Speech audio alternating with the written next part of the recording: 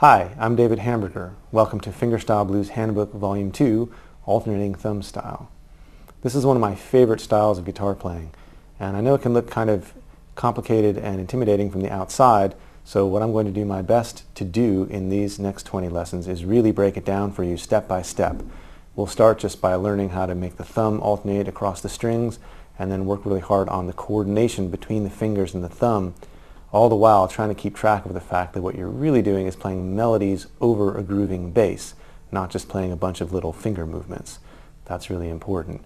So when we get through, you'll have played 20 tunes in a variety of different keys and styles and tempos, and you'll also have a really solid foundation in this style so that you can go on and learn how to play more tunes in this style and work out some licks of your own. So if that sounds like a good way to spend some of your copious free time, let's get to it. In this first lesson, we're going to start out in the key of E, every guitar player's favorite key, and we'll learn how to do an alternating thumb bass on an E chord and play some minor pentatonic melodies over it. This is the approach we'll use throughout the course of learning how to play a solid bass line and then add the fingers on top and coordinate them. So let's get going.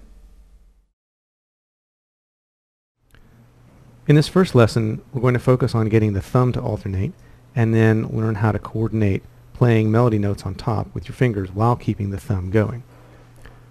We're going to start out in the key of E, and one thing I want to point out is that when you're playing fingerstyle, you only have to play a note, you only have to fret a note with your left hand if you're going to play it with your right hand. So even though we're going to be playing over an E chord, basically, we're only going to be playing the 6th string and the 4th string in the bass. So you don't have to fret a whole E chord yet. You can just hold down the 2nd fret on the 4th string with your index finger and get your thumb going between the 6th and the 4th string.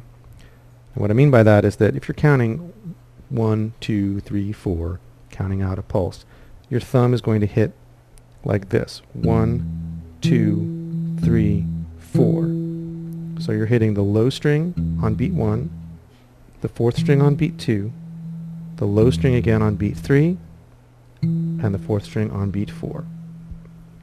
Once you can do that comfortably, try doing it in a loop, counting to yourself so you keep track of where the beats are, like this: 1, 2, 3, 4, 1, 2, 3, 4. Next, you want to add in a note on top. And this is really what it's all about, is getting the coordination between your thumb and your fingers together.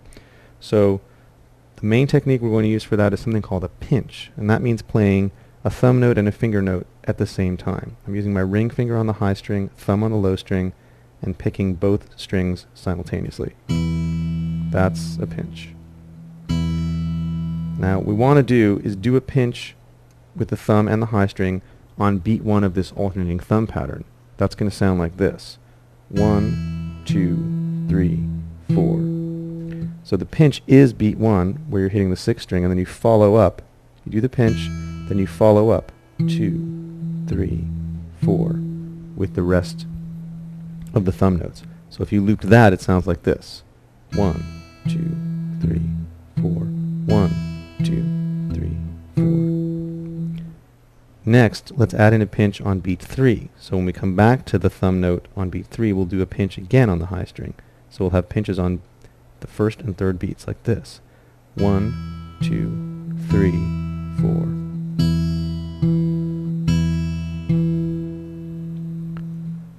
Now you could put those pinches anywhere. Let's try putting them on beats 1 and 2. That's going to sound like this. You're going to do a pinch with the low string and the high string. Then when your thumb comes up to the 4th string, you'll pinch again, 4th string and high string. So 2 pinches in a row. And then finish up beats 3 and 4 with those thumb notes again. So you'll have 1, 2, 3, 4, 1, 2, 3, 4. Finally, let's try doing this. You could put the pinch on the 1st beat, leave the 2nd beat empty in the melody, and then pinch again on beat 3 and on beat 4 with your thumb back up on the 4th string. That sounds like this: 1, 2, 3, 4, 1, 2, 3, 4. Now we've done everything on the high string so far, but you can pinch a melody note on a different string. Let's do it using your middle finger on the 2nd string, and we'll just put the the pinches on beats 1 and 3 and keep the thumb going in between, like this. 1, 2, 3, 4.